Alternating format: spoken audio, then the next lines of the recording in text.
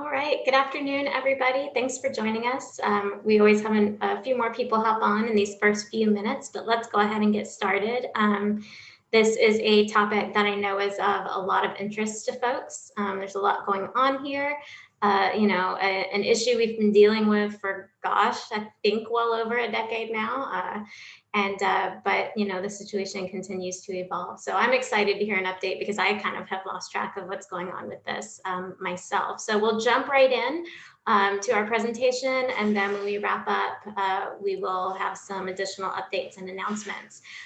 Just a quick note, if you have any questions during the presentation, feel free to pop them in the chat box, and we'll make sure we get those covered. So without further ado, thank you, Jeff Eichort, for joining us today, and I'm going to throw it on over to you. Thanks very much. Hopefully I'm coming through well for everybody.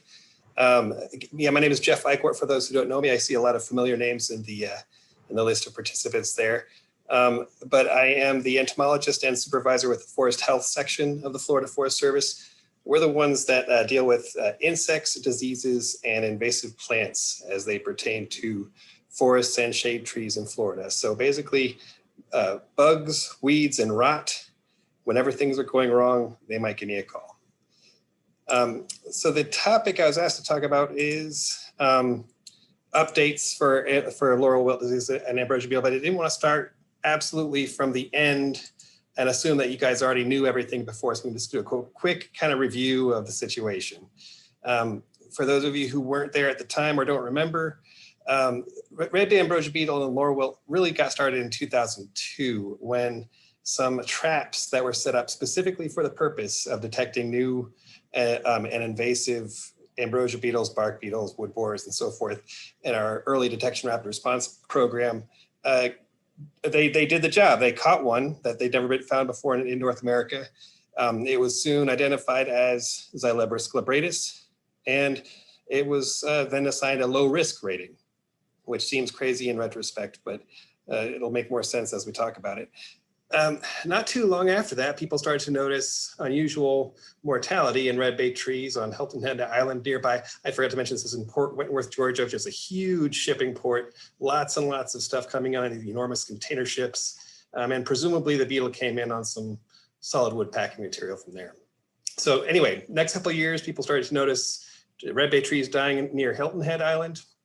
And initially, they saw that the beetle was in these trees, but they were still saying there must be some other stress factor going on, salt water, drought. Again, it seems crazy in retrospect. Why were we so reluctant to blame the beetle? And it makes a little more sense if you just kind of back up a second and say, what is an ambrosia beetle? By definition, ambrosia beetles are fungus farmers. This behavior evolved in several branches of the bark beetle evolutionary tree. And what that means is they don't actually eat the tree that they are infesting, any part of it. Instead, they carry a fungus or multiple fungi with them in specialized structures on their body called mycangia. They tunnel into the tree, creating these tunnels. We always, for some reason, entomologists always call them galleries. And so you'll hear me throw that word around a lot. It just means the tunnels. And as they tunnel in, they are inoculating the wood of the tree with this fungus that they brought with them, which then spreads into the wood and infects it. And then that fungus grows on the walls of their galleries, and that is their sole food source. They are fungus farmers, that's their entire lifestyle. And as a result of this lifestyle, the vast majority of ambrosia beetles don't infest or kill healthy trees. They're not attracted to healthy trees. If they do get into a healthy tree, they can't live in it because healthy trees normally have natural defenses that protect them against the spread of fungi that get into the wood. So most ambrosia beetles are attracted to smells produced by dead and dying trees, and their fungi can only really infect a tree once it's at death's door or past the door and is already dead. So Redbay ambrosia beetle turned out to be the big exception. So it carries a fungus, which was later named Raffaelea lauricola, which causes a very rapid wilt disease. And the beetle, as I mentioned, is a Xyleboris glabratus or glabratus. And the beetle is attracted to healthy trees in the laurel family. Redbay, Sassafras, a whole bunch of other species, all of them so far in the family Lauriceae. And the native species in this family, native to North America, have no natural resistance to this fungus whatsoever. So it breaks all the rules for ambrosia beetles. And so this penny here gives you an idea of the scale. There's a little beetle resting on it. I like to say it's about the size of Abe Lincoln's bow tie. By the way, these pictures here on the lower right are from a specimen I just collected on Monday. I just took those pictures yesterday. This beetle is still out there and not really hard to find if you know how to look for it. So before I go on, I do want to bring up this really kind of interesting factor of the Redbay ambrosia beetle's biology. Its life cycle and its sexual reproduction schema is what is sometimes called haplodiploid sib-mating. It's common to this group of ambrosia beetles, the Xyleborines. So here's the deal. Females, and there's a point to this, so bear with me here. It's not just a nerdy fun fact, although it is that too. The females fly and infest new trees. As they tunnel to create their galleries, they lay eggs in them. Most of those eggs are fertilized. They have 2 sets of chromosomes, just like we do, and those become the females, which are the ones you normally see. They also lay a few eggs that are unfertilized, have half the number of chromosomes or haploid, and they are males. That is what determines what is a male or a female in this system. So the males are smaller, runty. They can't fly. They never really leave the tree. They have this. Their front end kind of looks like their back end. So I always kind of in my head I think of them as butt heads. I don't know why. And the females of the next generation mate with the males in their same gallery before leaving the gallery. So they're extreme inbreeders. The siblings mate together. So why is this interesting? It's interesting because you don't need a population of beetles to move from place to place and get established. You don't even need a breeding pair. All you need is one single female beetle, and bam, she is her own population starter. That's why these things are so good at invading. It's also why they're so good at being moved around in infested wood and starting in new places. So I do want to bring up the fungus as well. This is it's not much to look at. This is the fungus growing from wood chips placed in a petri dish with growing medium. But this is sort of typical for the way it grows. You see these white bits of mycelium, a little branching white mycelium. This fungus never grows outside of the tree or at all. It doesn't form any mushrooms or conchs. You will never see it visually. You only see its effects on the tree. Before this came over, started killing trees here. It was unknown to science, so it's been named and described since then. And it is, again, the Redbay ambrosia beetle's only food source. In return, the Redbay ambrosia beetle is how this fungus gets around from tree to tree. It doesn't have any windblown spores or anything like that. It is a mutualistic symbiosis. The beetle needs the fungus needs the beetle. One of the things that we've learned in the years since this got started is that we used to think that the fungus basically physically went into the vessels of the tree and clogged them up directly. We now know that's not the case. Basically, what's happening is as this fungus spreads through the wood, as the spores carry through the water stream of the xylem vessels, it doesn't physically block it up. What's happening is the tree is sensing that it's got a fungus moving through its system, and it is activating its own defenses to stop the spread of that fungus. But it overreacts and completely shuts down its own vascular system. It's kind of like a hyperallergic response. And so we now say it's really the tree's reaction that causes the wilt. And the same with the wood staining, we'll see later on. All of those are from the tree rather than directly from the fungus. And end result is the same, of course. So here are the hosts in Florida in the Lauricola family, the laurel family. Redbay is, of course, the most familiar, but also its close relatives, swamp bay and silk bay, which are sometimes lumped together. Avocado is in the same genus, and it is also affected. Sassafras. We got a couple of state and or federally endangered species that are affected, pond spice and pond berry. Northern spicebush, not very abundant in Florida, but we now know that it is a susceptible host. Camphor tree. So I do want to say, given this is CISMA, don't get too excited. A lot of us thought, oh, it's something that's going to bring down camphor tree. It does infest camphor tree, and the fungus can survive in camphor tree. However, has not been a killer of camphor tree. We don't see it all that often, at least I don't, and I look for it. And when we do see it, it typically causes some branch dieback, some crown dieback, but it's generally not a killer of camphor. On these next two, lancewood and pepperleaf sweetwood, we do know that if we take these in the lab and we inoculate them with the fungus intentionally, they will get infected, wilt, and die. So they're susceptible to the fungus, but to my knowledge, nobody has actually seen these getting infested with a beetle and infected by the fungus out in the field naturally. So it's possible, but I don't believe it's been seen. And then we've got this weird love vine that is a parasitic vine species. It's just due to its small diameter and its unusual biology, I don't know if that's ever going to be affected, although it'd be interesting to know what happens if that species is parasitizing a redbay, again, then gets infected. I don't know, it's just fun to think about. So, but the main host is redbay, in Florida anyway. And I'm going to be using redbay throughout most of this talk, with apologies to any of the botanists who are online. In the broad sense, sensu lato, to include swamp bay and silk bay, which in the past have sometimes been considered subspecies. These days, most people consider them individual species, but they're all very similarly susceptible to both the beetle and the fungus. But it's a much more important tree than any of us, I think, realized before they all started to die.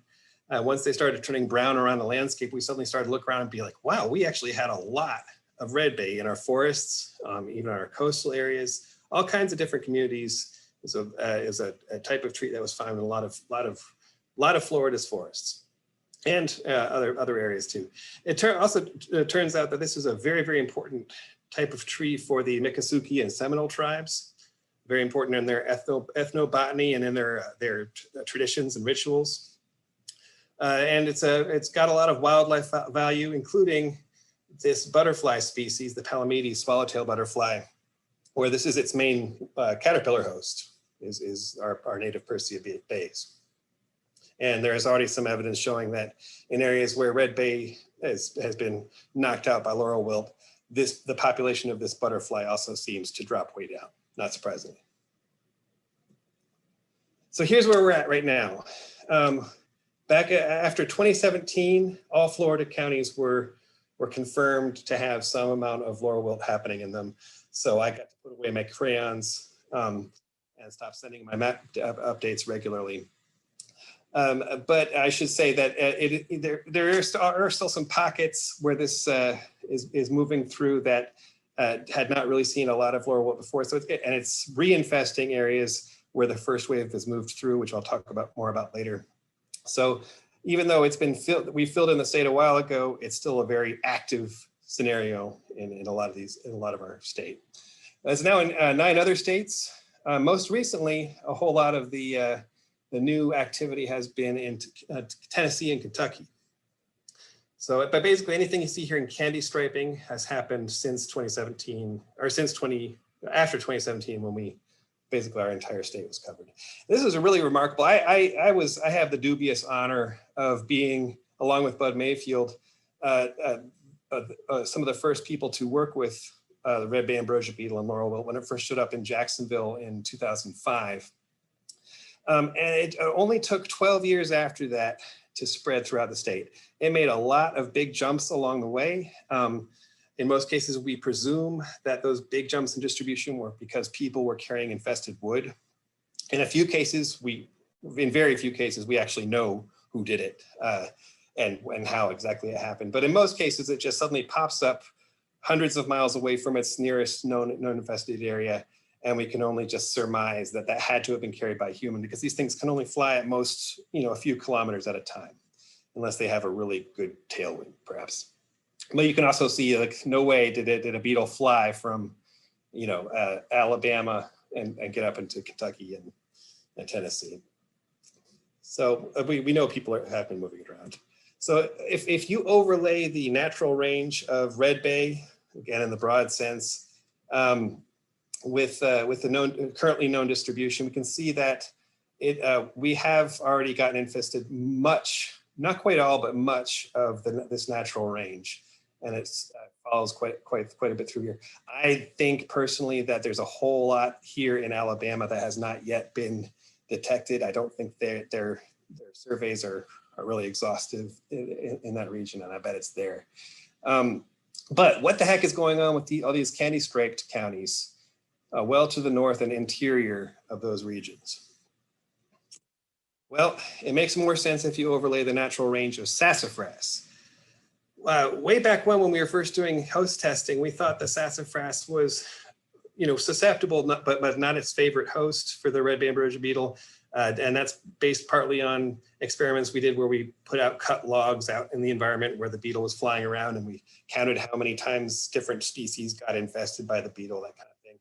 Those experiments obviously have their limitations, and certainly the experience of the past few years has shown, yes, absolutely, sassafras is susceptible and a very suitable host. It is now the primary, where this beetle is just now arriving over the past few years, it is mostly happening in areas with sassafras alone, and there's well away from any redbay.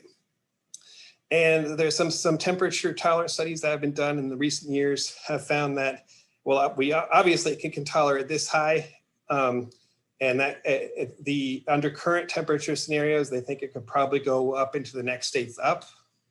And in a climate change scenario, and the projected range of temperatures we're expected to see over the next few decades, it can probably basically cover the entire range of sassafras and go up into Michigan.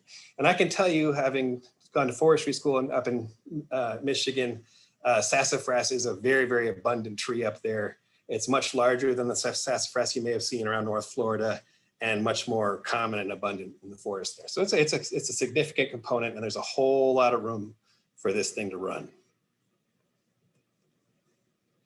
So for those of you who have not felt this and tasted it and smelled it and seen it, how do you recognize it in the field? Let's cover that real quickly.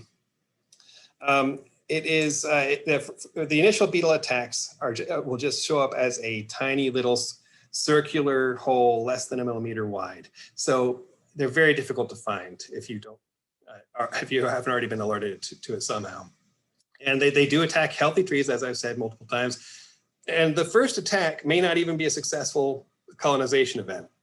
The beetle may tunnel in and then give up and leave. But as long as they reach the wood with their spores of the fungus they're carrying it only takes a very, very few spores to be introduced into that xylem, and bam, that's it. It's over. It's just a matter of time, and the entire tree will start to wilt and die. But normally the first thing people will notice is not that first infestation point. It's the general drooping and discoloration of the leaves after that. And that drooping progresses rather rapidly from affecting oftentimes just a portion of the crown to spread to within a few weeks covering the entire crown. You may still see some sprouts from the lower stem for a while, but it doesn't take long before the entire thing wilts and dies. And those leaves on redbay will remain attached to the crown for up to a year, fading from kind of a reddish brown color to sort of a grayish brown color over time. But I mentioned now sassafras is kind of, kind of where things are happening with Laurel Wilt. And with sassafras, the symptoms with the leaves are quite a bit different. The leaves do wilt and droop down, but then they drop off. Like it's unlike redbay, which is an evergreen tree. Sassafras drops its leaves every fall, and it basically acts like it's fall no matter what time of year it is, and the leaves turn yellowish and droop and fall off. This makes it way harder to survey for and detect. With redbay, those of us who were watching it spread through the state, you get keyed into that appearance of the wilted crown, and you can spot it while driving down the highway, no problem. Bam, there's one right there. We used to kind of compete who could get the next new county. With sassafras, especially if it's in the winter, forget about it. You're not going to know it. Or late fall or winter is just going to look like any other sassafras tree. And the period of time when the symptoms are obvious is much shorter, even during the spring and summer. And one other interesting thing about sassafras is that it's a clonal species that tends to grow in these clumps with shared root systems. And it has been observed that the disease will often start in one stem and then follow through the root system until it includes the whole clump, basically. So that's if those of you in North Florida where sassafras is more abundant, that's something you can look out for. But by far the best symptom for field diagnosis of Laurel Wilt disease is the sapwood streaking that happens after infection. It's really, really beautiful and striking, especially if you take your hatchet or your knife or whatever you have and peel off some of that fresh bark. Right after you peel it, it shows up really brilliantly against the creamy yellow or white color of the healthy sapwood. After this is exposed to the air for a while, everything will start to oxidize and it'll turn from blackish or bluish or purplish more to a dull brown. But right after you do this chopping through the bark, it'll pop right out at you if it's there. And you can see a cut surface. By the way, that's a much younger me on the left there. This was the first one where it had died in our first mortality plots. And so we knew it had just died in the previous week or so. And we peeled the entire tree looking for where the beetles infested it. Finally found one little itty bitty beetle hole right at the base. Another symptom to look for are these sawdust noodles emitted by the ambrosia beetles as they tunnel in. Again, remember, they're not eating any part of the tree. So as they're tunneling in, they just want to get that wood they're tunneling through out. And so they kind of shove it back towards the entrance of the tunnel, and it gets kind of compacted together, and it forms these little, we used to call them toothpicks. Now noodles is the preferred term. However, keep in mind that these are super, super delicate structures, and you won't often see them looking perfect like they are in this right-hand picture, because the slightest breeze, any rainfall, anything like that, they will crumble and they will turn into a powder that collects at the base of the tree. Also keep in mind that, again, there are a lot of ambrosia beetles out there, a lot of different species. And after a tree starts to die from laurel wilt, a lot of those other ambrosia beetles will say, hey, freshly dead tree, that's perfect for us. And they will come and infest it too. So in fact, most of these sawdust noodles you see here are probably from a different species. They look too big to be Xyleboris glabratus. They're probably the granulate ambrosia beetle, which is another exotic ambrosia beetle, but it's better behaved and goes after dying trees. So as we've seen from the beginning, infected trees, as I said, die within a few weeks after inoculation. And over time on a site, if you follow the forest at that scale, within about 3 years, basically all of the mature redbay trees are going to die after the first ones, after the beetle first gets to the area. And what this in forest, this results in a really tragic loss of our mid-story and some canopy trees. This is near our ground zero where it first showed up in Duval County. You can see all these brown trees if you're not colorblind. And compared to here, since it's kind of hard to pick it out visually, that's the same oak tree leaning to the left. And those are the gaps that are now gone. Of course, other trees will fill in some of those gaps. We'll use some of that canopy space. But you can see it really changes the structure, and in some cases has provided opportunities for invasive plants and other non-native species to kind of move in as well. Another thing we noticed early on was that the beetle seems to prefer larger stems.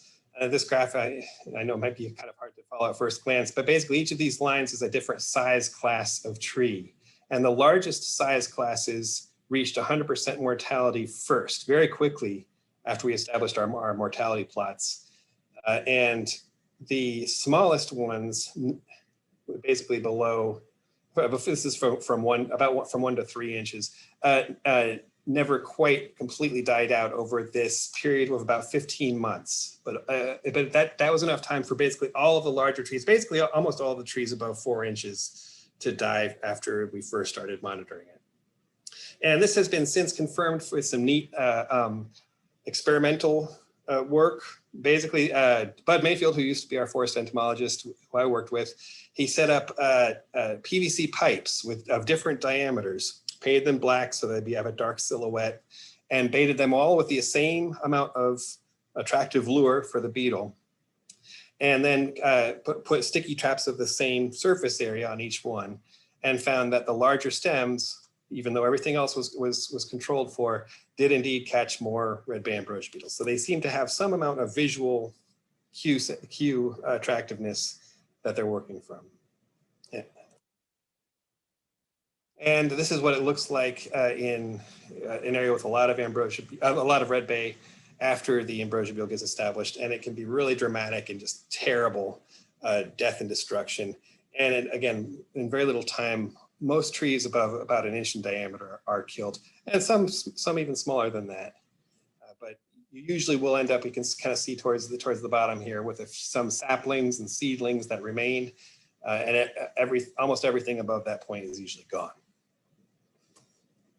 This has had a pretty nasty impact on a lot of communities, especially a lot of coastal areas had a lot of Redbay that were basically their street trees, their yard trees. And when it's one thing if you have a scattered few of these trees die per year, but when you've got about 50% of your trees in the area dying practically all at once, it was really overwhelming for a lot of communities to deal with how to remove these things before they became unsafe. But for on the ecological side, perhaps the most devastating example I can think of is in the Florida Everglades, where swamp bay, in many of the tree islands that exist through the Everglades system, swamp bay made up over half of the total canopy cover. And as Laurel Wilt has spread through these things, it has been really just dramatic and horrible. And you can kind of see the brown crowns. This is Laurel Wilt in action as they were spreading through these areas.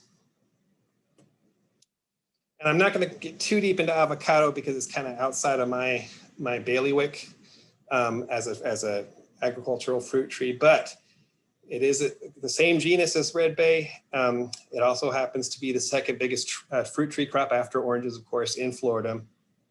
And we did some outplanting. We started planting some avocado trees up in Jacksonville way back in 2007 and confirmed that the beetle would go into these trees and that they were susceptible to the fungus. It wasn't more than a couple of years after that they started showing up in the commercial groves down, especially in the Miami-Dade area. And it has continued to be a problem ever since. We have some treatments to prevent infection, which I'll mention again later. However, they are basically too expensive for the avocado growers to use. If they went and they treated every tree, they wouldn't be able to make ends meet with the fruit that they sell from it. So they've been struggling to find an economically viable option.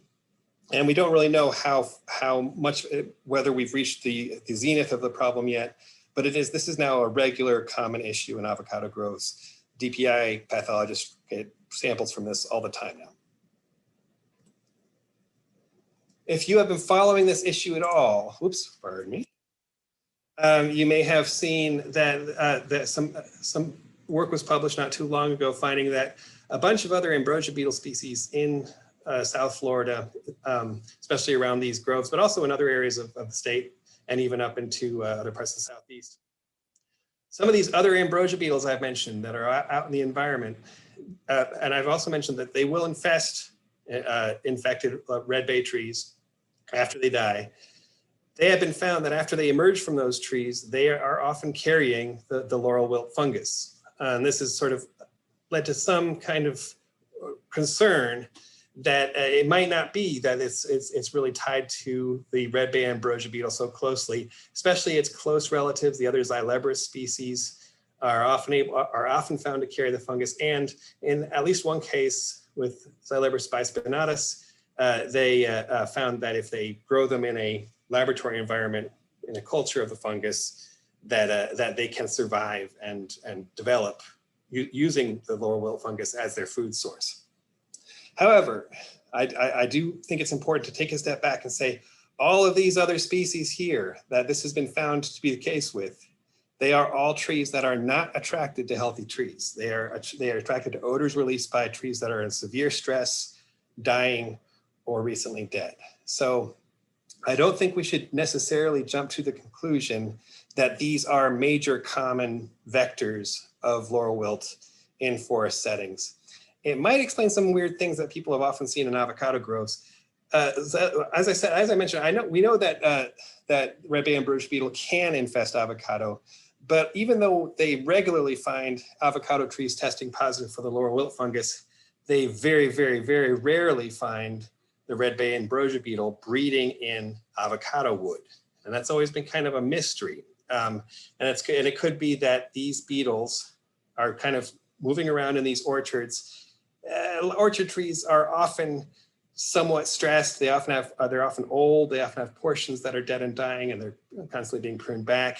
It's possible that these could be responsible for some of those infections, even without without the Redbay ambrosia beetle really driving things. Another hypothesis that's been thrown out there is that it could be that piercing sucking insects like aphids or leafhoppers or tree hoppers could potentially be moving it from tree to tree in some cases. Has not been confirmed. However, Jason Smith at University of Florida has led some experiments where where they've gone in and used syringes and pierced leaves to put a few spores of the fungus into the leaves and confirm that can lead to a lethal infection. However, I don't believe he has actually found or proven that there are leafhoppers doing this kind of infection. It's just a hypothesis that's out there. So any good news? A lot of bad news, it seems like. Way back in around 2007, 2008, we tested a fungicide injection treatment to prevent laurel wilt disease from happening on currently uninfested trees. It worked, is the good news, and it continues to be sort of the standard for preventing disease today. Basically, pump a solution of fungicide into injection holes drilled into the base of the tree, and you wait for the tree to take up that fluid under pressure. And it can provide some protection.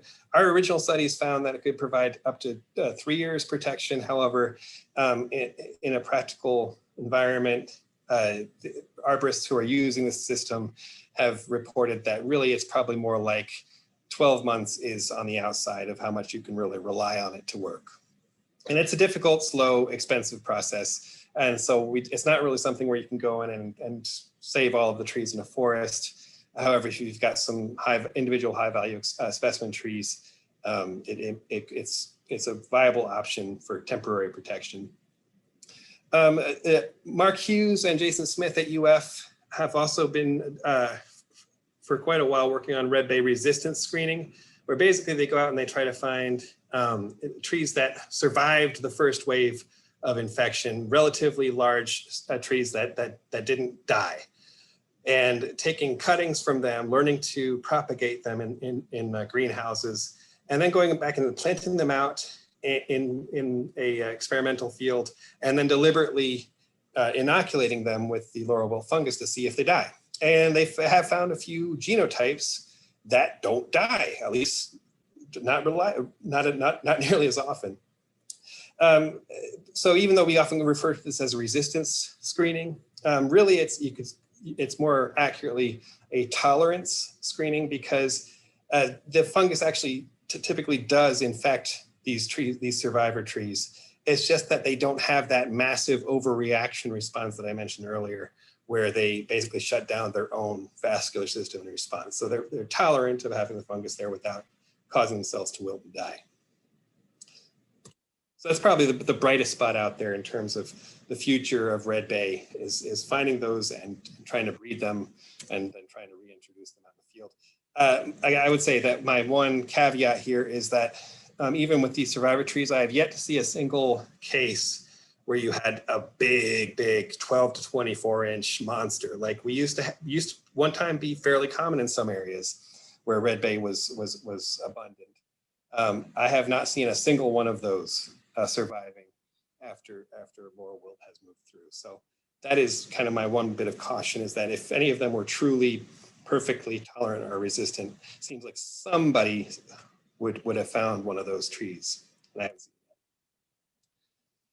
Another a bit of good news in a way, and scientifically speaking, is that we now understand more about what attracts this beetle and how its life cycle works. A primary chemical, alpha-copene, has been identified as the main one that attracts this beetle to trees. Other host volatiles are important too, but that's kind of a biggie. And if you make lures with like 50% of this chemical, we're now able to detect, to trap this beetle for detection purposes way better than we used to be able to. It doesn't go to the standard stressed tree odors that most ambrosia beetles do. So trapping for a long time was really difficult. In fact, the first few years, all what I had to do was go out in the field and cut a Redbay branch and then physically zip tie it to the trap. That was the only thing we could figure out that would attract them. It was also been discovered that leaves of newly infected trees, before they wilt and die, but after they are inoculated with the fungus, emit this chemical, methyl salicylate, that serves as a repellent.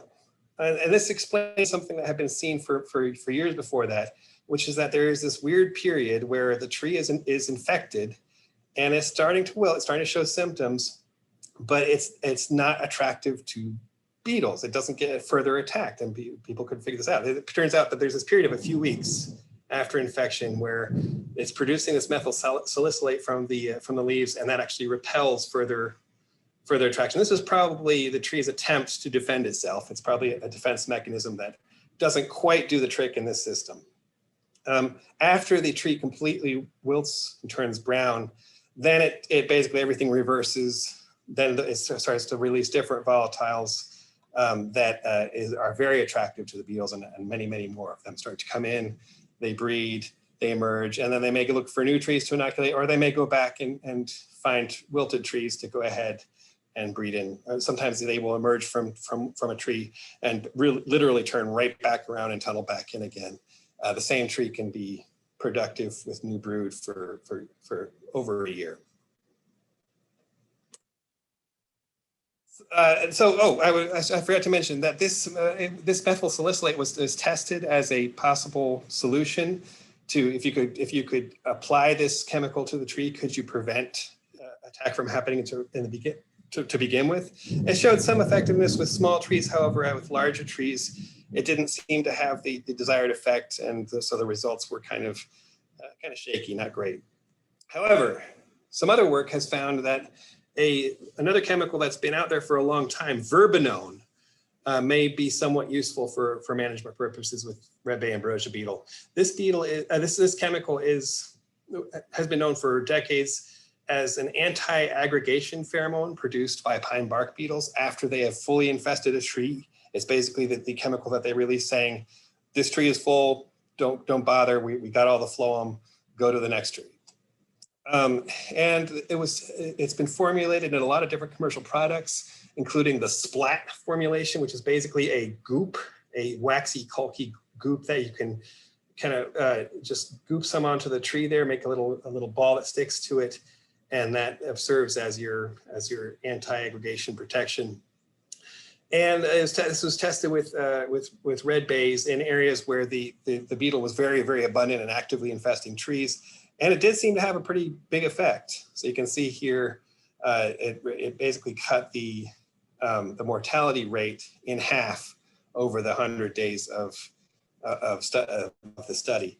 That is nowhere near 100% solution, and you'd really need to go out years to feel like you're getting really, really strong protection. But this could be part of an overall strategy and integrated pest management approach. Maybe if you combine this, it has been suggested, you protect the trees with this repellent, and then you also put out traps with the attractant, and you could create what's called a push-pull system, where you're pushing them away from the trees and towards the traps, and it may keep the population of the beetles from reaching the trees at all. These are all ideas that have been floated, but not really fully tested yet. One of the most common questions I get when people have confirmed that they've got Laurel Wilt disease or believe they've got Laurel Wilt disease is, what do I do with these infested and infected trees now that they're dead? The best, what we've always said is, well, if it's possible, burn or bury the wood on site. For obvious reasons, that's not always really feasible for people. Some testing has found that chipping them actually does almost as good as burning and burying them at preventing them from being from continuing to produce beetle brood and continuing to harbor the fungus. It turns out within just a few days after chipping, you can no longer recover the beetles or the fungus in the infested wood. But all of this is sort of beside the point now that it is everywhere in Florida, pretty much. The main thing main message we want to get out to people is don't take that wood and load it into your back of your pickup truck and go on a long trip with it.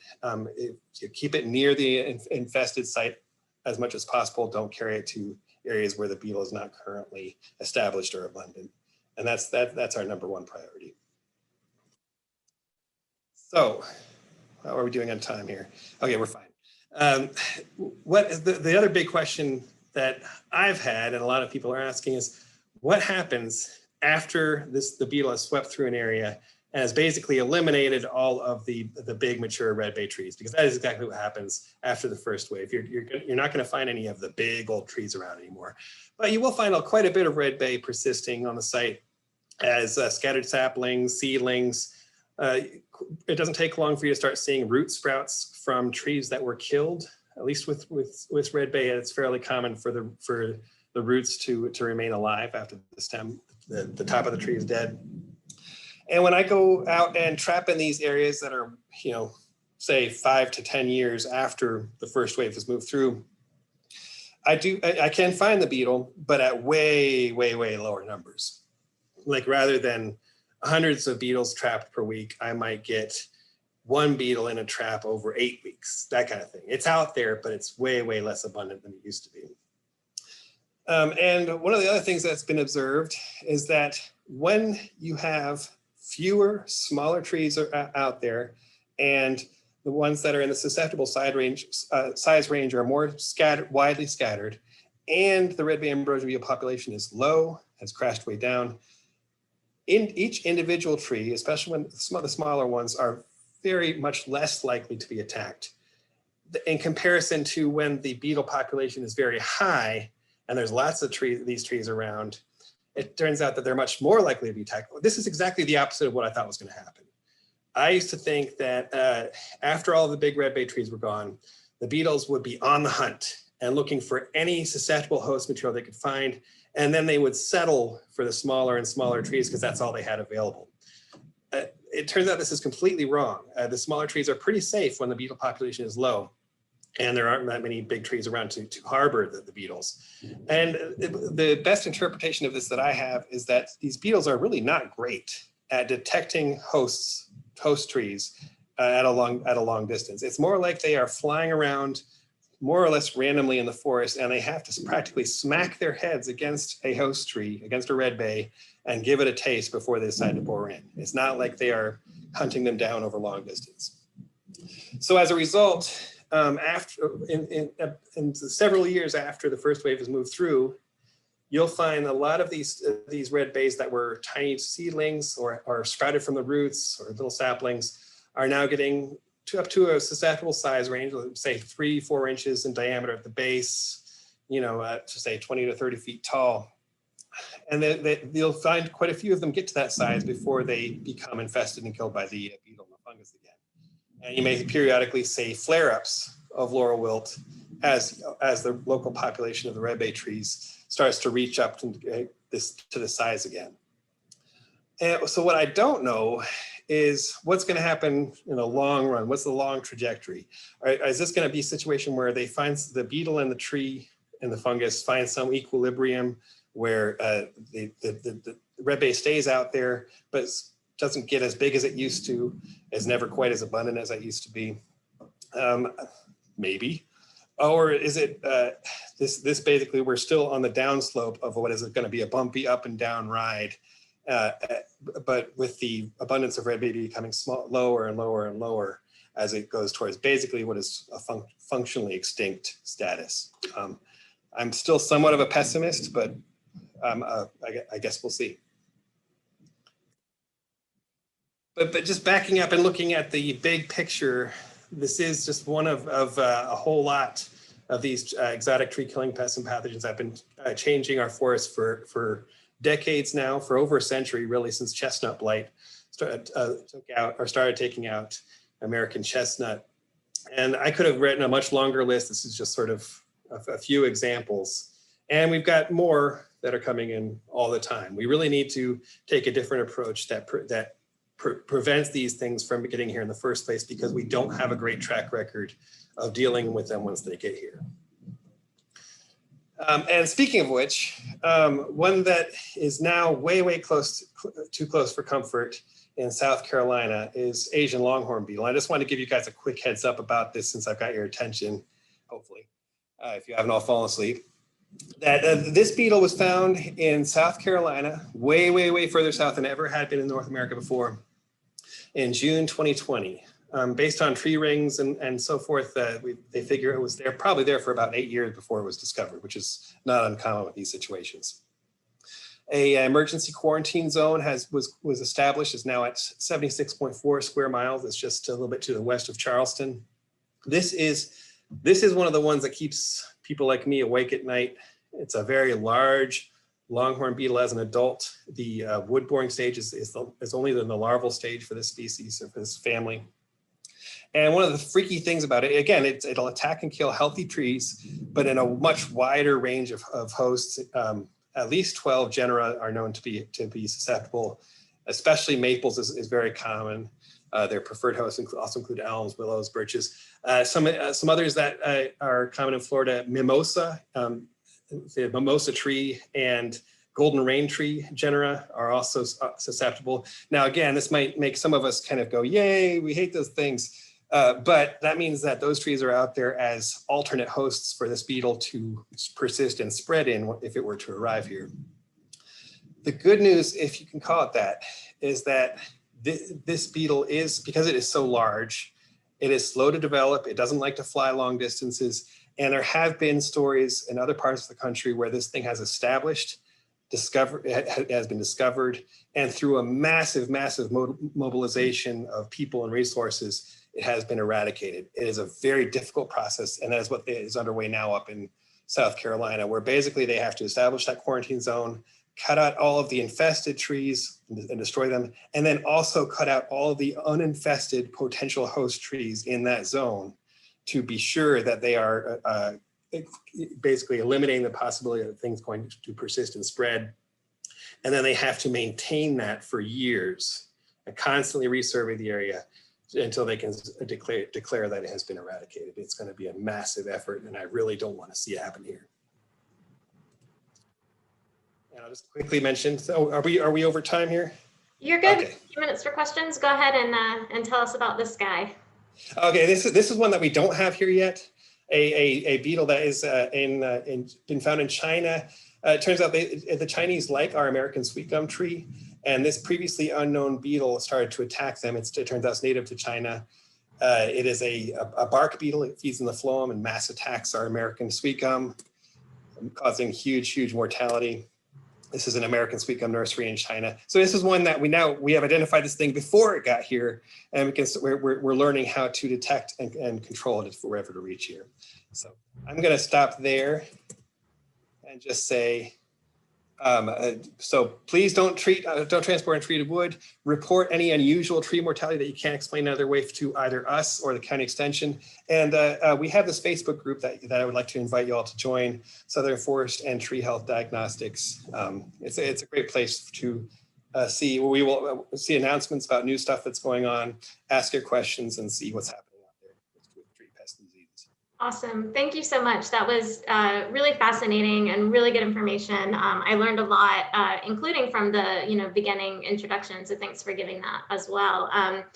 We do have a few questions that have come in. I did want to mention, thanks for bringing up the Asian longhorn beetle. We actually had Dr. Coyle, Dave Coyle, oh, okay, present back in April. So if Great. there's a lot of folks on this call that may not have been there for that presentation. So I'm going to throw the link to our YouTube channel in the chat box, and you can see Dave Coyle's presentation on what's happening with Asian longhorned beetle in South Carolina and the concerns we have about it coming down here. So we do have that presentation available.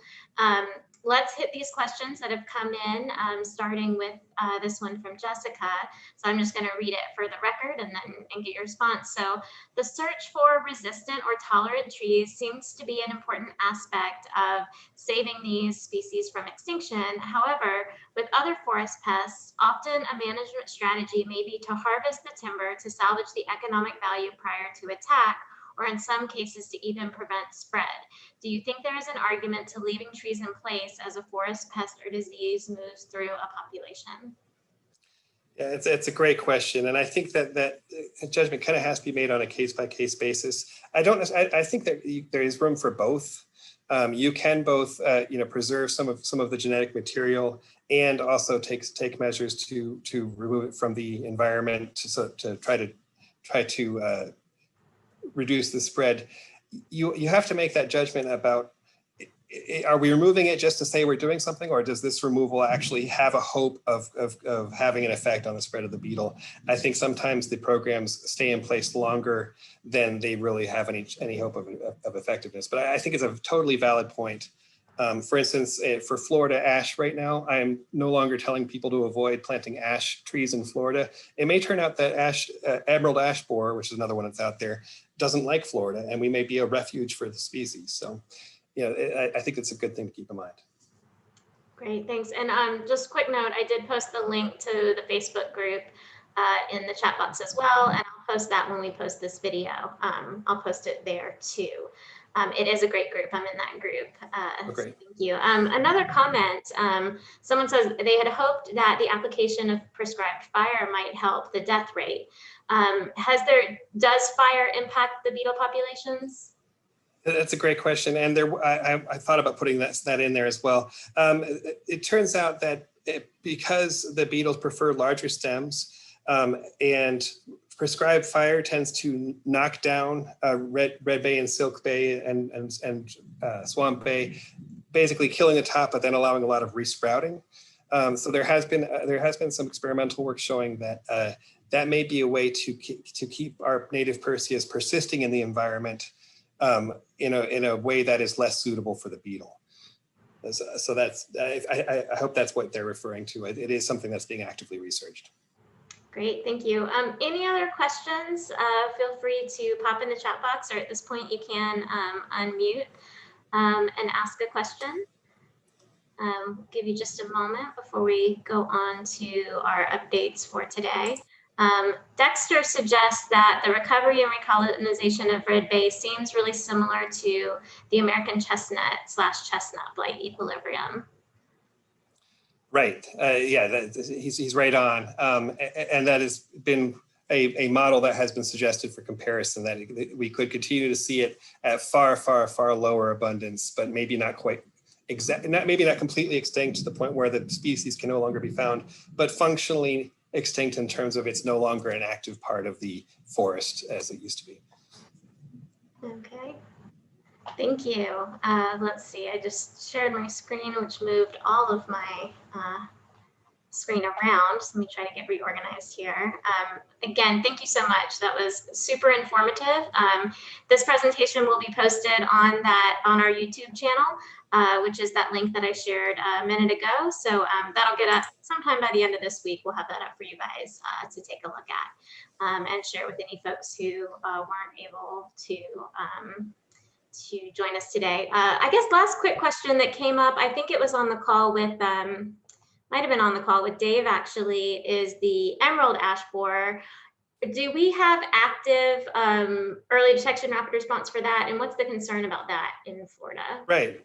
Yeah, we are, we meaning both DPI and the USDA have active programs trying to trap for emerald ash borer, still ongoing. An interesting thing that I've been seeing is that it came down halfway through Georgia, basically, right around the level of Atlanta. And then its southward progression has basically stalled at that point and has continued to move to new areas westward and so forth. There has been an idea out there for a long time that emerald ash borer seems to like to have a winter chilling period to trigger its development from its prepupal stage through to adult.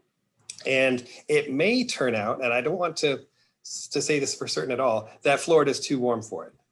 I'm starting to have increasing hope that that might be the case, as we have, it's been sitting there in the Atlanta area for years now, that it hasn't continued to creep towards us. So Florida might end up being a refuge for ash. We'll see.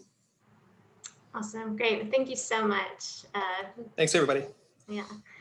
All right, so I just have a few quick updates for everybody moving on. We've been talking for a while about the transition of the Florida Exotic Pest Plant Council to their new name, the Florida Invasive Species Council. And so they made that change official, I think sometime last year, but I wanted to make sure everyone was aware that their new website has also launched. So please be sure, if you have a website or if you're sharing information or you're writing a blog post or putting together a PDF or anything, that you are, updating the website for this group. So I put it in the chat box as well, and let's make sure we're getting. I'm kind of working through some sites I have up as well. We've got it updated on the FISP website for our partners. But yeah, check out the new website. It's great. The plant list page is new and different and has some more information. So really good. I recommend everyone take a look. And again, just be aware for your own updating purposes that new website is up and active. All right, couple interesting news stories came across my desk this week, so I just thought I would share, and I'm going to pop these in the chat box also. Make sure that goes. Yep. So firstly, today this article came out, this blog from UF Museum about a population of, I honestly don't even know how to say that word, Sicilians, found in South Florida Canal. So this has been a few years, they've kind of been popping up, and the Florida Museum helped FWC identify the species. So you can read more about that and what they know. It seems like there's still a lot of unknowns to this story, but just something to be aware of if you're down in that area. And then also UF Extension has been working on this small snails issue that have been arriving in Florida, I think for a number of years now, but they just recently posted this update. The issue seems to be more with harvesting and the number of the snails that appear more than them actually like eating plant material and stuff like that. But again, check it out, link for you there. Just a few interesting, it's Florida, so there's always a new story to track. Great events again, still coming up. Lots of good events tonight. Join the Heartland CISMA for their webinar series. I'm going to pop these links in the chat box as well. Tonight you've got, sorry, let me hit that enter button. Emerging hog management research at 4 p.m. today with Heartland CISMA. I believe that'll be Eastern time. And then throughout, going into August, Treasure Coast has another virtual presentation coming up. Of course, the aquatic weed control short course, FISP will be there. So looking forward to seeing some folks we haven't seen in a while. August 17th, down in Suncoast CISMA, Manatee County Extension hosting an air potato vine workshop, or air potato beetle and vine control workshop.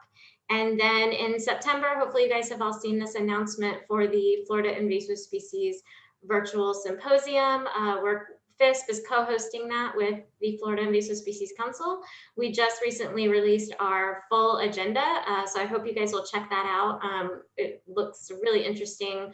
2 afternoons of some great updates and information from experts across the state. So please check that out and join us for that. Again, you can always check out our calendar online, which is the last link in this this set with some more for all of these and the links and everything for that. And then, as always, our CISMA call schedule. We'll let you know what the August call is going to be soon. In September, we have our very own Southwest Florida co-chair, Dan Quinn. He's going to talk about early detection and rapid response for invasive wildlife. And then in October, we'll be kind of wrapping up the year, looking at all the great things we've done and talking about 2022 and what is to come. So as I mentioned previously, our calls are all posted online, and so that website or that link is there for you. I'll get this one up probably tomorrow or Friday. So by the end of this week, you can check this call out. And please follow us on the socials. And if you have any interesting stories or anything we can amplify, always let me know. And I guess I'll close it out with the plug from Cheryl to join everybody again with Heartland CISMA this evening at 4 p.m. Eastern to hear about hogs. That looks like it's going to be a great presentation. So thanks again to Jeff for the really just fantastic update today, and to all you guys for joining us. I hope you have a great rest of your week.